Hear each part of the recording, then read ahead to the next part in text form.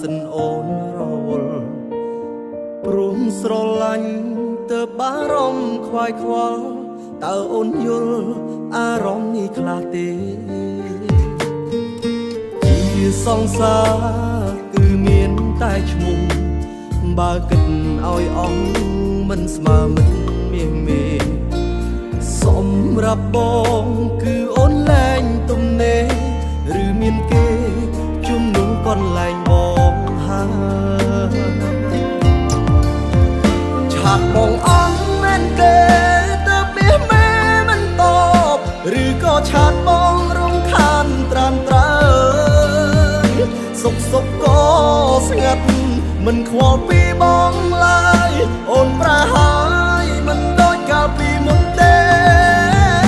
ឃើញអូនឡើងរហូតតែអូនអត់រីផ្លាយស្នេហ៍យើងឃ្លាតឆ្ងាយក្រោយពេលអូនជួបគេឬជួបចិត្តគេហើយទើបអូនអងអារម្មណ៍ស្នេហ៍បើជ្រើសគេមាសមេប្រាប់បងផង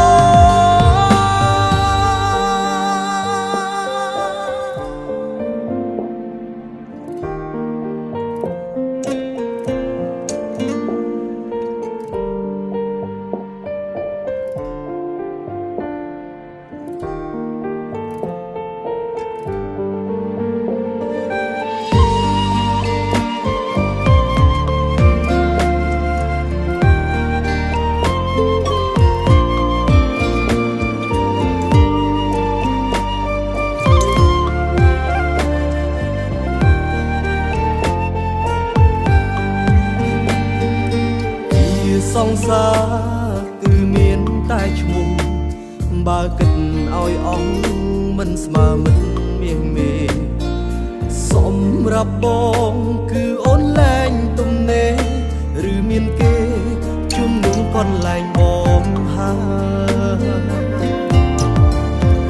ឆាប់បងអន់មែនទេទើបមាសមេមិនតបឬក៏ឆាតបងរំខានត្រានត្រើយសុខក៏ស្ងាត់មិនខ្វល់ពីបងឡើយអូនប្រហើយមិនដូចកាលពីមុនទេឃើញអូនឡើងរហូតតែអូនអត់រីផ្លាយស្នេហ៍យើងឃ្លាតឆ្ងាយក្រោយពេលអូនជួបគេឬជួបចិត្តគេហើយទើបអូនអងអារម្មណ៍ស្នេហ៍បើជ្រើសគេមាសមេប្រាប់បងផង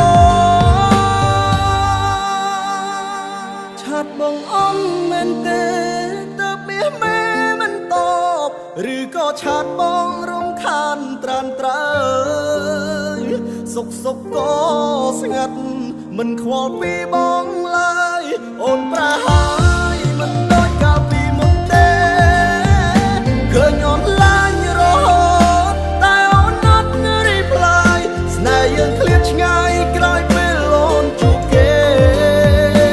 ឬជួបចិត្តគេហើយទើបអូនអងអារម្មណ៍ស្នេហ៍បើជ្រើសគេមាសមេប្រាប់បងផងឬជួបចិត្តគេហើយទើបអូនអងអារម្មណ៍ស្នេហ៍បើជ្រើសគេមាសមេប្រាប់បងផង